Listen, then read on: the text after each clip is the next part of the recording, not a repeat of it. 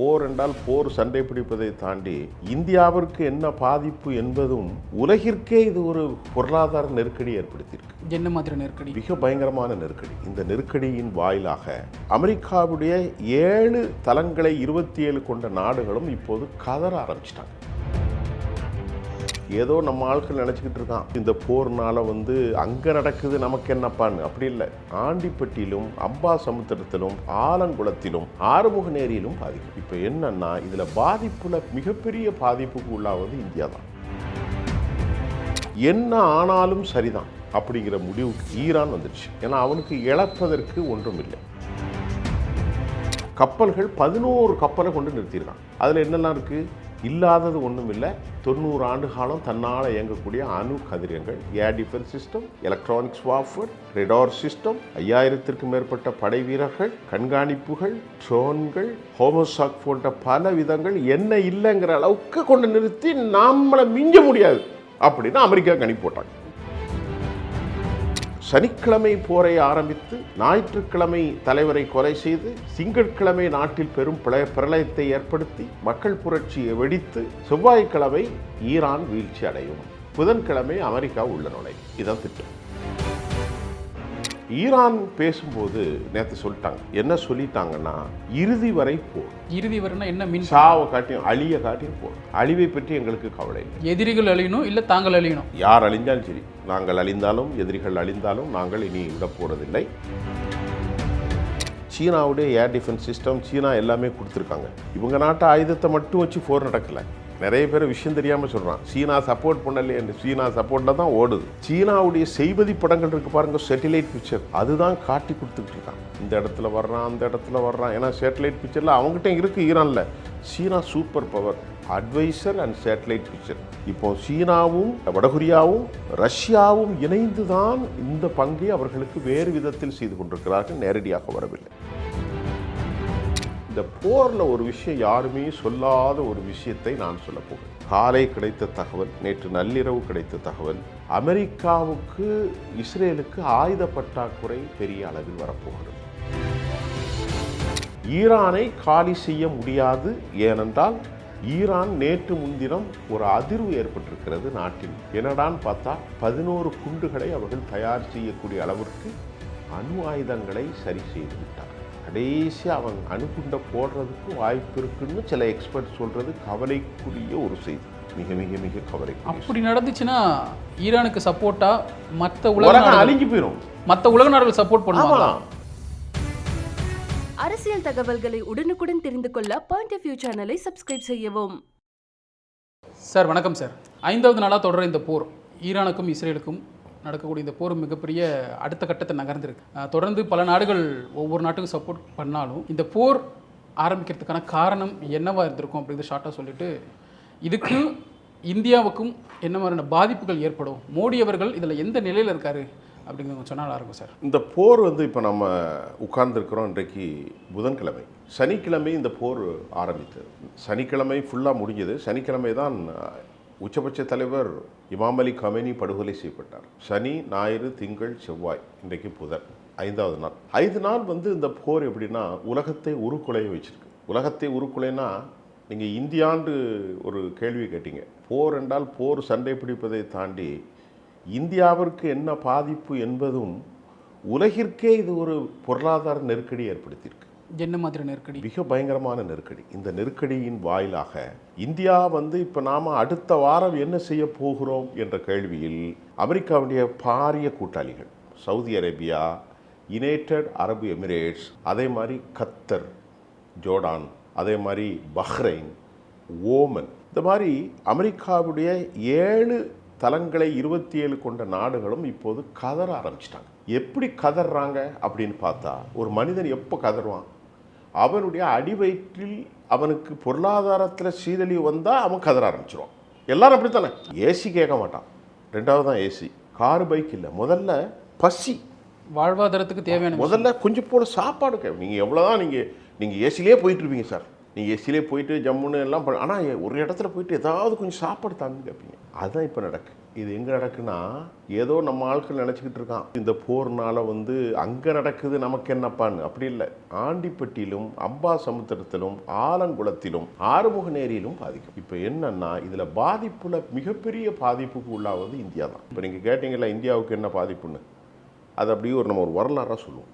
ரொம்ப முக்கியமான ஒரு காலகட்டம். போர் இப்போ நிலைமை எப்படி இருக்கு அப்படின்னு பார்த்தா என்ன ஆனாலும் சரிதான் அப்படிங்கிற முடிவுக்கு ஈரான் வந்துடுச்சு. ஏன்னா அவனுக்கு இழப்பதற்கு ஒன்றும் இல்லை. அவனுடைய உச்சபட்ச தலைவராகவும் ஆன்மீகத்தினுடைய நேரடி வழிகாட்டுதலாக இருக்கக்கூடிய சையத் அலி காமினி படுகொலை செய்யப்பட்டது அமெரிக்காவுடைய கணிப்பை முழுமையாக என்ன செஞ்சிருக்கிறது, தூள் தூளாக்கி இருக்கிறது. அமெரிக்கா என்ன கணிப்பு போட்டாங்க, நான் இப்போ போரை பற்றி சொல்கிறதுக்கு முன்னாடி அமெரிக்காவுடைய கணிப்புகளை சொல்கிறேன். போர் ஒரு பக்கம் போகட்டும். இந்த போரை நம் தான் இந்த ரீஜனில் பெரிய ஆள். சவுதி அரேபியாவும் கத்தரும் எஜிப்டும் ஜோர்டானும் துருக்கியும் இஸ்ரேலும் ஓமனும் பஹ்ரைனும் இந்த மாதிரி அந்த பக்கத்தில் இருக்கிற மொராக்கா எல்லாமே அவருடைய ஆட்கள் தான். இதில் யாராவது சவுதிக்கு அமெரிக்காவுக்கு ஆப்போசிட்டாக இருக்கானா? இல்லை. இன்க்ளூடிங் ஈராக்கை விட்டுட்டேன். சிரியா 2 நாடையும் விட்டேன், 2ஐயும் சேர்த்துக்கிறேன். ஒரே ஒருத்தன் தான் உட்காந்துட்டு இருக்கான், ஈரான். இவனை காலி பண்ணிட்டா மத்திய கிழக்கு மண்டலம் ஃபுல்லாக நமக்கு அவன் திட்டம் போட்டது. இப்போ அமெரிக்காவுக்குனால இப்போ இந்த போர்னால என்ன ஆயிட்டுன்னு கேட்டிங்கன்னா, இந்திய பொருளாதாரத்தை பற்றி நான் முதல்ல 2வது சொல்ல போகிறேன். அதுக்கு முன்னாடி அமெரிக்கா மிகப்பெரிய லாஸை சந்திச்சிருக்கு 2 விதத்தில். ஒன்று, அமெரிக்கா என்பது அமெரிக்க பிரசிடென்ட் இருக்கார் பாருங்க, டொனால்ட் ட்ரம்ப். அவர் பதவியேற்ற உடனே முதல்ல வந்த நாடு எது? ஒன்று சவுதி அரேபியா, இன்னொன்று யுனைடெட் அரபு எமிரேட்ஸ். அப்படின்னா என்ன காட்டுது? சவுதி அரேபியாட்ட இருக்கிற பணம் உலகத்தில் எவன்ட்டையுமே கிடையாது. கத்தரில் இருக்கிற பணம் எவன்ட்டையுமே கிடையாது. அராம்கோ நிறுவனம் சவுதியில் 200 லட்சம் கோடிக்கு கிட்டத்தட்ட 160-80 லட்சம் கோடி முதலீடு. இது அமெரிக்காவுக்கு பெரிய வளத்தை கொடுக்குது. இப்போ ஈரான் என்ன செய்யுது அப்படின்னு கேட்டால், அமெரிக்காவுடைய கணிப்பு என்னன்னா, அடித்து முதல்ல அவரை காலி செஞ்சிடும். யாரை? பெரியவரை. அவர் இறந்து போயிட்டார். இறந்த உடனே தளங்களை ஃபுல்லாக அடிக்கணும். எங்கே? ஈரானில். கப்பல்கள் 11 கப்பலை கொண்டு நிறுத்தியிருக்காங்க. ஒரு கப்பல் ஆப்ரஹாம் லிங்கன், மற்றொன்று USS Gerald R Ford, USS Harry Truman, USS Wilson, USS W S Bush, including etcetera etcetera. அதில் என்னெல்லாம் இருக்குது? இல்லாதது ஒன்றும் இல்லை.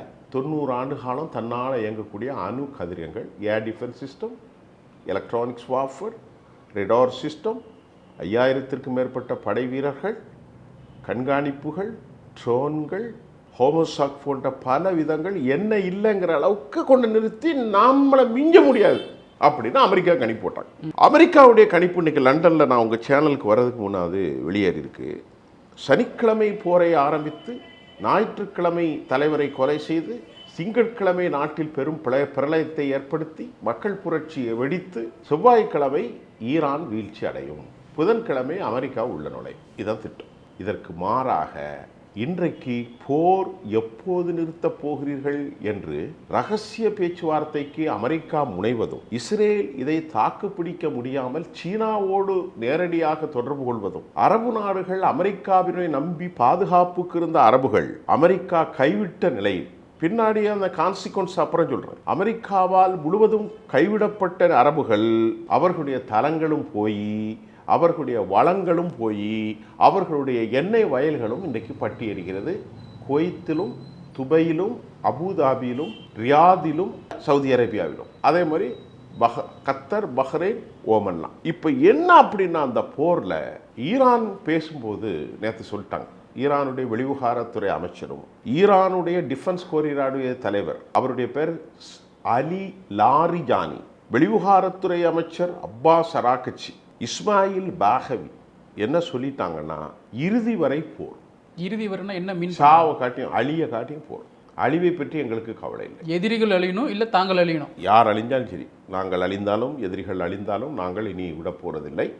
அதை அதிகமாக சொன்னது யார் என்று கேட்டால், அலி கமைனி இறப்பதற்கு முன்பு ஒரு தந்தை எப்படி சொத்துக்களெல்லாம் பிள்ளைகளுக்கு பிரித்து கொடுப்பாரோ அப்படி எல்லாவற்றையும் செட் பண்ணிட்டார். அமெரிக்கா இதை கணக்கில் போடவில்லை. அதனால் அமெரிக்கா நினைச்சது, கொமைனி படுகொலை செய்யப்பட்டவுடன் ஒரு பெரிய குழப்பம் உருவாகிவிடும் என்று அவர்கள் நம்பினார்கள். ஆனால் கொமைனி கொல்லப்பட்டவுடன் அமெரிக்கா எதிர்பார்த்ததை விட, இஸ்ரேல் எதிர்பார்த்ததை விட, மேற்கு நாடுகள் எதிர்பார்த்ததை விட எந்தவித செட்டப்பும் மாறாம வேலை கரெக்டா போயிட்டே இருக்கு. திடீர்னு ஒரு தலைவன் இறந்து போய்விட்டால் குடும்பத்தில் குழப்பம் வந்துவிடும். ஆனால் தலைவன் இறந்தது, அவருடைய விவகாரம், அவ்வளோ பெரிய தலைவர். 1939 ஏப்ரல் 17 அவர் பிறக்கிறார். இஸ்லாமிய புரட்சியாளராகவும் இமாமாகவும் அவர் மாறுகிறார். 1979 அங்கே புரட்சி நடக்கின்றது. அந்த காலகட்டத்தில் ரூஹுல்லா கொமேனி இஸ்லாமிய புரட்சியின் IRGC தலைமை பொறுப்பில் அமெரிக்காவுக்கு எதிராக, மேற்கத்திய கலாச்சாரத்துக்கு எதிராக பதவியேற்கிறார். அந்த காலகட்டத்தில் தனது 36 வயதுக்கும் கீழ் சிறிய வயதாக இருக்கும், அதாவது 36 வயதும் 6 மாதம் ஆன நிலையில் நேற்று இறந்து போனார். அவர் அந்த நாட்டுடைய பிரசிடண்டா 1981 89 வரைக்கும் இருக்கிறார். அந்த காலகட்டத்தில் அவர் இந்தியாவுக்கு வருகிறார். இந்தியாவில் கர்நாடகத்துக்கு வருகிறார். கர்நாடகத்திலேருந்து உள்ள ஒரு இடங்களுக்கு போகிறார், காஷ்மீருக்கு போகிறார். அதனுடைய வரலாறு. அதற்கு பிறகு 36 வயது 9வது மாதத்தில் 6வது மாதத்தில் உலகில் மிகப்பெரிய ஷியா தலைவராக மாறி இதுவரை கடந்த 47 ஆண்டுகளாக அமெரிக்காவுக்கு சிம்ம சொப்பனமாக இருந்தார். அமெரிக்கா சொன்னது, இவரை காலி செய்துவிட்டால் ஒரு பெரும் குழப்பம் ஏற்பட்டுவிடும். முதல்ல குண்டை போட்டாங்க. 1 2 இல்லை, 6 7. ஒரு மனுஷன் எப்படி தாக்கு பிடிக்க முடியும்? 40 பேர் காலியாயிட்டான். இப்போ என்ன அப்படின்னா, எதிர்பார்த்தது எதுவுமே நடக்கலை. உதாரணத்துக்கு 400லேருந்து 500 அமெரிக்கர்கள் இறந்து போயிட்டான். அல் உதீத் தளத்தில், குறிப்பாக துபையில் இல்லை, அதான் கத்தர் ஓமன், குறிப்பாக மிக அதிகமாக சிக்கலில் மாட்டியிருப்பது குவைத். இல்லை, இவங்க ஒரு நட்பு நாடு, சகோதரத்துவ மிக்க நாடு ஈரானு. ஏன் சவுதி அரேபியாவும் இவங்களும் அமெரிக்காவுக்கு அந்த பேஸை கொடுக்கணும்? அமெரிக்காவுக்கு பேஸை கொடுக்கணும்னு எப்படி கேட்குறீங்க? ஈரானுக்கு எதிரான போர் தாக்குதல் எப்போ வேணால் நடக்கலாம் அப்படிங்கிறது இப்போ சமீபத்தில் ஒரு வாரமோ 10 நாளே முடிவெடுத்திருக்க முடியும், வருஷக்கணக்காக முடிவெடுத்திருக்க முடியும். அமெரிக்கா தங்களுடைய இராணுவத்தை அங்கே நிறுத்துறதுக்கான முயற்சிகள் இருந்திருப்பாங்க. இப்போ சவுதி அரேபியாவும் UAE இருக்கட்டும், கத்தாராக இருக்கட்டும், இவங்களாம் அமெரிக்காவை அங்கே அவங்களுடைய பேஸை நிறுத்தி வைக்கிறதுக்கோ ஈரானை தாக்குறதுக்கான இடத்தை ஏன் கொடுத்தாங்க? சவுதியும் இவர்களும் அமெரிக்காவுக்கு ஏன் இடத்த கொடுத்தாங்கன்னு கேட்குறீங்க. இதுதான் நல்ல முக்கியமான கேள்வி. ஆமாம். நீங்கள் கேட்குற கேள்வி தான் ஈரான் கேட்குது. ஏன்பா, அமெரிக்கா எங்கே இருக்கிறான்? எத்தனையோ கிலோமீட்டருக்கு அங்கே இருக்கான். அங்கே எல்லா நாடுகளும் அமெரிக்காவில் இருக்கான். சொல்கிறோம், நீங்கள் சொன்ன மாதிரி அமெரிக்க தளம் எங்கே இருக்குது? முதல்ல சவுதி அரேபியாவில் இருக்குது. இப்போ சொன்னோம்ல, அமெரிக்க தளம் கத்தரில் இருக்குது, அமெரிக்க தளம் UAEயில் இருக்குது, அமெரிக்க தளம் பஹ்ரைனில் இருக்குது, அமெரிக்க தளம் ஓமனில் இருக்குது, அமெரிக்க தளம் குவைத்தில் இருக்குது, அமெரிக்க தளம் ஜோர்டானில் இருக்குது, அமெரிக்க தளம் சிரியாவில் இருக்குது, அமெரிக்க தளம் ஈராக்கில் இருக்குது, அமெரிக்க தளம் துருக்கியில் அவருடைய ஆதரவாளர்கள், அமெரிக்க தளம் யூதருடைய இஸ்ரேலில் இருக்குது. இது என்ன வேலை? இந்த போரில் ஒரு விஷயம் யாருமே சொல்லாத ஒரு விஷயத்தை நான் சொல்ல போகிறேன். காலை கிடைத்த தகவல், நேற்று நள்ளிரவு கிடைத்த தகவல், அமெரிக்காவுக்கு இஸ்ரேலுக்கு ஆயுத பற்றாக்குறை பெரிய அளவில் வரப்போகிறது. இதை நான் சொல்லலை, அமெரிக்காவுடைய முக்கூட்டு படைகளின் தலைவர் எச்சரித்திருந்தார். பாம் பீச்சில்ங்கிறது இப்போ இல்லை, கடந்த ஜூலை மாதம் வாஷிங்டன் போஸ்ட் வெளியிட்ட செய்தியில் நாம் அறிந்து கொண்டோம். ஆக்சியோஸும் அந்த செய்தியை அறிந்தது. ஏனென்று சொன்னால், ரஷ்ய போர் நடக்க பாருங்கள், உக்ரைனில் ஏராளமான ஆயுதங்களை அங்கே கொடுத்துட்டாங்க. பலஸ்தீன போர் நடக்கும்போது ஏராளமான மியூனிஷன்ஸ், அதாவது மியூனிஷன்ஸ் என்றால் வெடிகுண்டுகள், குண்டுகள் எல்லாமே கொடுத்துட்டாங்க. இப்போ அவர் சொல்கிறாரு, ஒரு வாரத்துக்குள்ளெல்லாம் போரை முடிக்க முடியாது, நம்மகிட்ட குண்டுகள் இல்லைங்கிற ஒரு செய்தியை யார் சொல்லியிருக்கா? டேவிட் பென்கெயின் சொல்ல. அது அமெரிக்காவுடைய ஆக்சியோஸ்லேயும் அமெரிக்காவினுடைய வாஷிங்டன் போஸ்ட்லேயும் செய்தியாக அதை மறுத்து ஃப்ராட்லேண்ட், பொய், ஃபேக்கு அப்படின்னு நம்ம டொனால்ட் ட்ரம்ப் பேசிய கதை 1 வாரத்து 10 நாளைக்கு முன்னாடி அமெரிக்காவில் வந்தது. அதை நான் எல்லா செய்தி ஊடகங்கள்லையும் மொழியாக்கம் செய்து சொல்லிட்டேன். இப்போ அமெரிக்கா என்ன நினைக்கிறது என்றால், பயங்கர தாக்குதலுக்கு உள்ளாக்கப்பட்டிருக்கிறது அமெரிக்கா. இப்போ அவங்க என்ன குறி அப்படின்னா, வேற ஒரு குறியும் இல்லை, பொருளாதாரத்தை நசுக்கிறது. நீ அந்த பொருளாதாரத்தை வச்சு தானடா சவுதியை கையில் வச்சுருக்க. அவங்க போன தடவை ஜனவரி எல்லாரும் ஒரு வீட்டுக்கு போனால் 1 கிலோ ஆப்பிளை வாங்கி கொடுப்பான். ஒரு பேச்சுக்கு சொல்கிறேன், இவன் என்னத்தை வாங்கி கொடுக்குறான்? 4000 கோடிக்கு அமெரிக்க அதிபருக்கு பிளெயினை வாங்கி கொடுக்குறான். யார்? கத்தர்.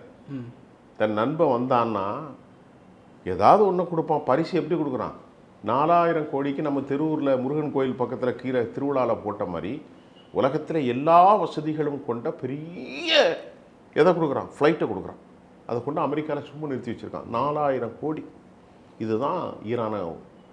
எல்லா நாடுகளும் அமெரிக்காவில் சரண்டர் ஆனது மட்டுமில்லை, அரபு நாடுகள் இஸ்லாமிய ஆட்சியில் இல்லை. இஸ்லாமிய ஆட்சி என்பது ஒரு ஜனநாயக ஆட்சி. Will contest election and get power. மக்களை சந்திக்கணும், அதிகாரத்தை பெற வேண்டும். ஆனால் இங்கேயோ அப்படி நடக்கவில்லை. சவுதியில் முகமது பின் சல்மான் மன்னராட்சி, அதே போன்று யுஏயில் மன்னராட்சி, அப்துல் ரஹ்மான் அல் தானி மன்னராட்சி. இப்படி எல்லா நாடுகளிலும் மன்னராட்சி நடக்கிறதை ஈரான் விரும்பவில்லை, மற்ற நாடுகள் விரும்பவில்லை. அமெரிக்கா என்ன சொல்கிறது? உங்களுக்கிட்ட இருக்கிற கோடானு கோடி செல்வங்களை என்னிடத்தில் கொதித்து விடுங்கள், நான் உங்களை சுற்றி கப்பலை நிறுத்தி உங்களை பாதுகாக்கிறேன். உலகத்தில் என்ன சுகங்கள்லாம் இருக்கோ அவ்வளவும் என்கிட்ட இருக்குது. சின்ன பல்லு வலினா சவுதிக்காரன் எங்கே போய் பார்க்க போகிறான்? அமெரிக்காவுக்கு போகிறான், சவுதி சிட்டிசன். தலை வலினா நியூயார்க்குக்கு போகிறான், யுஏயில். கால் வலினா குவைத்திலேருந்து எங்கே புறப்படுறான்? நியூ ஜெர்சிக்கு போகிறான். அந்த அளவிற்கு அமெரிக்கா அவர்களுக்கு எல்லாத்தையும் கொடுத்து அவன்கிட்ட வளத்தை சுரட்டி கொண்டிருக்கிற நேரத்தில் இந்த போரில் நான் ஒன்று சொல்ல போகிறேன்னு சொன்னோம் இல்லையா, இந்த போரில் எல்லா அரபுகளும் ஒரே வார்த்தை சொன்னார்கள், நாங்கள் யாரை நம்பி நின்றோமோ அந்த அமெரிக்கா எங்களை கைவிட்டு விட்டது. இது அமெரிக்காவுக்கு எவ்வளோ பெரிய இழப்பு பாருங்க. 2 இழப்பு. போரில் தோற்பது ஒரு இழப்பு சார். ஒரு சின்ன விஷயம் சார். இல்லை உண்மை தானே, அமெரிக்கா கை விட்டுருச்சா? கை விட்டுருச்சு சார். இப்போ பார்க்குறாங்க சார், அவனை காரம் காப்பாற்ற முடியல சார். அவன் அடிச்சுக்கிட்டே இருக்கான் சார். அவன்கிட்ட என்ன இருக்குன்னா, பலிஸ்டிக்ஸ் ஏவுகணை, ஹைப்பர்சோனிக் ஏவுகணை, 3வது சூப்பர் சோனிக். இது மட்டும் இல்லாமல் ஃபத்தா 2, ஃபத்தா 1, ஃபத்தா 2, கொர்ரம்சோர் 1, 2, 3, 4, அதே மாதிரி பலிஸ்டிக்ஸ் ஏவுகணைகள், இமாமத், அதே போன்று சிஜ்ஜீல், அதே போன்று கஹர், இமாமத், இப்படி 1, 2 இல்லை, பயங்கரமாக கண்டுபிடித்திருக்கிறார்கள் 47 ஆண்டுகளாக. இப்போ நேற்று கிடைத்த தகவல், அமெரிக்காவுக்கும் இஸ்ரேலுக்கும் அமெரிக்கா கொடுத்தால் மட்டும்தான் ஆயுதங்கள். அமெரிக்கா ஆயுதங்கள் கொடுத்தால் தான் இவர்களுக்கும் ஆயுதங்கள். ஏனைய அரபு நாடுகளுக்கெல்லாம் அமெரிக்கா தான் கொடுக்க வேண்டும். அமெரிக்கா எத்தனை பேர் கொடுப்பான்? அவனுடைய தளத்தை அவன் பாதுகாக்கணும், மத்திய கிழக்கில் இருக்கிற அவ்வளோ தரங்களையும் அவன் பாதுகாக்கணும், இஸ்ரேலையும் அவன் பாதுகாக்கணும். அமெரிக்கா என்ன பண்ணி போட்டான்னா, இஸ்ரேலை மட்டும் பாதுகாத்தான், இஸ்ரேலுக்கு மட்டும் தாட் சிஸ்டத்தை கொடுத்தான், இஸ்ரேலுக்கு மட்டும் பேட்ரியாட்டை கொடுத்தான், பல கோடி ரூபாய்களை கொடுத்து. சமீபத்தில் அமெரிக்க அதிபர் முதலாவதாக சென்றார் என்று நான் உங்கள்கிட்ட சொன்னலை. முதலாக பிரசிடெண்ட் ஆன பிறகு சென்ற நாடு சவுதி அரேபியா. முதலாக பிரசிடெண்ட் ஆன பிறகு சென்ற நாடு எது? கத்தர், யுனைடெட் அரபு எமிரேட்ஸ். இந்த 3 பேர்ட்டையும் போய் எவ்வளோ ரூபா முதலீடாக பெற்றார் தெரியுமா? $3 ட்ரில்லியன். தட் மீன்ஸ் 300 லட்சம் கோடியிலிருந்து 400 லட்சம் கோடி. Can you think about it? How is it possible? 400 லட்சம் கோடியை அமெரிக்காவினுடைய பல துறைகளில் சவுதி அரேபியாவும் யுனைடெட் அரபு எமிரேட்ஸும் கத்தரும் முதலீடு செய்தார்கள். பல துறைகளில் அமெரிக்கா செல்வ செழிப்பில் அப்படியே மிதந்தான். ஜமால் கசோக்கிய கொலை செஞ்சடா பாவி அப்படின்னு ஒருத்தன் கேட்டான். யாரை பார்த்து? சவுதி அரேபியா மன்னரை பார்த்து. ஏய், அப்படிலாம் கேட்காத, அவன் என்னுடைய விருந்தினர் தான். ஏன்னா அந்த அளவுக்கு பணத்தை கொண்டு கொட்டுனான். சவுதி ஆர்டிஃபிஷியல் இன்டெலிஜென்ஸில் துபாய் கொட்டுனான், அபுதாபி யுனைடெட் அரபு எமிரேட்ஸ் கொத்துச்சு, கத்தர் கொட்டுச்சு, குவைத் கொட்டுச்சு, ஓமன் கொட்டுச்சு, பஹ்ரைன், எல்லாரும் அமெரிக்காவில் கொண்டு கொட்டுனான்.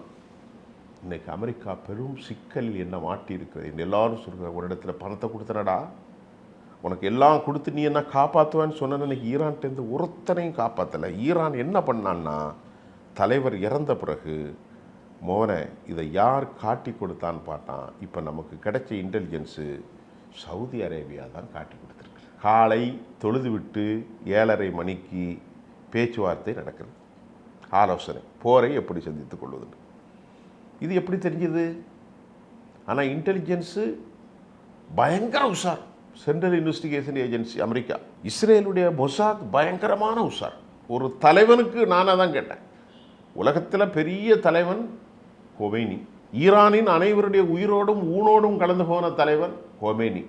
அந்த தலைவனை நீ பாதுகாக்க முடியலன்னா உனக்கு நாட்டில் என்ன செக்யூரிட்டி இருக்குது, இவ்வளோ அமைப்பில் ஓட்ட அப்படின்னு கேட்குற அளவுக்கு அங்கேயே உள்ள போட்டு காலியை பண்ணிட்டான். இப்படியா காலி பண்ணால் உனக்கு இந்த அரபு நாட்டுக்காரன் அவ்வளோ பேரும் பணம் தானடா தரான், அதை காலி பண்ணுறேன்னா. புரியுதா உங்களுக்கு? அடித்த அடியில் இறந்த மறு நிமிஷம் இஸ்ரேல் சுக்கு முக்கா காலி ஆயிற்று. இஸ்ரேலுடைய அஸ்கலான், இஸ்ரேலுடைய டெல் அவீவ், இஸ்ரேலுடைய ஹைஃபா, இஸ்ரேலுடைய கிரியல் சமோனா, இஸ்ரேலுடைய செட்லர் பரசு, கோலான் குன்றுகள் எல்லாம் காலி, பற்றி எரிகிறது இஸ்ரேல். இஸ்ரேல் வழக்கம் போல் ஒரே ஒரு ஆள் மட்டும் இறந்து போயிட்டாங்க. பல ஆயிரக்கணக்கான யூதர்கள் இறந்திருக்கிறார்கள். இப்போ இந்த போரில் வெற்றியை நோக்கி போகிறது, வெற்றிங்கிறத தாண்டி முன்ன இருக்கிறது ஈரான். ஈரான் முன்னென்று சொல்லலை, 3 பேர் அடிக்கிறாங்க. ஈரானை காலி செய்ய முடியாது. ஏனென்றால் ஈரான் நேற்று முன்தினம் ஒரு அதிர்வு ஏற்பட்டிருக்கிறது நாட்டின். என்னடான்னு பார்த்தா 11 குண்டுகளை அவர்கள் தயார் செய்யக்கூடிய அளவிற்கு அணு ஆயுதங்களை சரி செய்து விட்டார்கள். கடைசி அவங்க அணுகுண்டை போடுறதுக்கும் வாய்ப்பு இருக்குன்னு சில எக்ஸ்பர்ட் சொல்றது கவலைக்குரிய ஒரு செய்தி. மிக மிக மிக கவலைக்குரிய. அப்படி நடந்துச்சுன்னா ஈரானுக்கு சப்போர்ட்டா மற்ற உலகம் அழிஞ்சு போயிடும். மற்ற உலக நாடுகள் சப்போர்ட் பண்ணுவாங்க. இவன் அழியும், அவன் போடுவான். உலக அழிவுன்னு என்னது சார்? இப்போ சீனாவுக்கு என்ன விஷயம்? சீனாவுக்கு ஈரானை காப்பாற்றி ஆக வேணும் சார். 45 லட்சம் கோடி முதலீடு சார். இவன் அமெரிக்காக்காரன் என்ன திட்டம் போட்டான்னா, உலகத்தில் நான் தான் முதலாவது இருப்பான், சீனா வந்துடக்கூடாது. நாட்டில் உற்பத்தி ஆகிற 33 லட்சம் பேரலில் ஒரு 27 லட்சம் பேரல் சீனாவுக்கு தான் போகுது. அவன் பொருளாதாரத்தை அடிச்சிட்டா சீனாவை காலி பண்ணிடலாம். அதே மாதிரி நிக்கோலஸ் மதூரா வெனிசுவாலாவில் உள்ளே போய் தூக்கிட்டு வந்தானே அமெரிக்கா. அதுக்கு காரணம் அங்கே 10 லட்சம் பேரல் உற்பத்தியில் 9 லட்சம் சீனாவுக்கு தான் போச்சு. சீனாவை அழித்து விட வேண்டும். அப்படி என்றால் யாரை அழிப்பது? சீனாவுக்கு பொருளாதார நெருக்கடி கொடுக்கணும். ஈரான் மூலமா ஈரான் கொடுக்குறான், ஈரானை காலி பண்ணு. சீனாவுக்கு இப்போ என்னன்னா, இந்த போரை நடத்துறது எல்லாரும் கேட்குறான், சீனா வரலையேன்னு. சீனா நேரடியாக will not enter the confrontation zone, but சீனா தான் செய்மதிகளை கொடுத்து வருகிறது. அதிகாரப்பூர்வமாக உங்களுடைய கணிப்பு என்னவா இருக்கும்? எப்போ சீனா நேரடியாக இறங்குவாங்கன்னு நினைக்கிறீங்க? சீனா நேரடியாக இறங்க மாட்டாங்க. ஏன்னா சீனாவில் இருந்து 27 கார்கோ விமானங்களில் சரக்குகள் வந்து இறங்கிட்டு, அது அஃபிஷியல். சீனாவுடைய ஏர் டிஃபென்ஸ் சிஸ்டம், சீனா எல்லாமே கொடுத்துருக்காங்க. இவங்க நாட்டு ஆயுதத்தை மட்டும் வச்சு போர் நடக்கலை. நிறைய பேர் விஷயம் தெரியாமல் சொல்கிறான், சீனா சப்போர்ட் பண்ணலையே. சீனா சப்போர்ட்டில் தான் ஓடுது. சீனாவுடைய செய்வதி படங்கள் இருக்குது பாருங்க, சேட்டிலைட் பிக்சர், அதுதான் காட்டி கொடுத்துக்கிட்டு இருக்கான். இந்த இடத்துல வர்றான், அந்த இடத்துல வர்றான். ஏன்னா சேட்டலைட் பிக்சரில் அவங்ககிட்ட இருக்குது ஈரானில். சீனா super power, advisor and satellite picture. இப்போ சீனாவும் வடகொரியாவும் ரஷ்யாவும் இணைந்து தான் இந்த பங்கை அவர்களுக்கு வேறு விதத்தில் செய்து கொண்டிருக்கிறார்கள், நேரடியாக வரவில்லை. ஏனென்றால் ஈரான் வீழ்ந்தால் இந்த 3 நாடுகளும் வீழ்ந்தது. ஆனால் இப்பொழுது அமெரிக்கா நம்ம சொன்ன மாதிரி விழுங்கவும் முடியாமல் வெளியே தள்ளவும் முடியாமல் கடும் சிக்கலில் மாட்டியிருக்கிறார்கள். மேலும் இது போன்ற அரசியல் செய்திகளை தெரிந்து கொள்ள பாயிண்ட் ஆஃப் வியூ சேனலை சப்ஸ்கிரைப் செய்யவும்.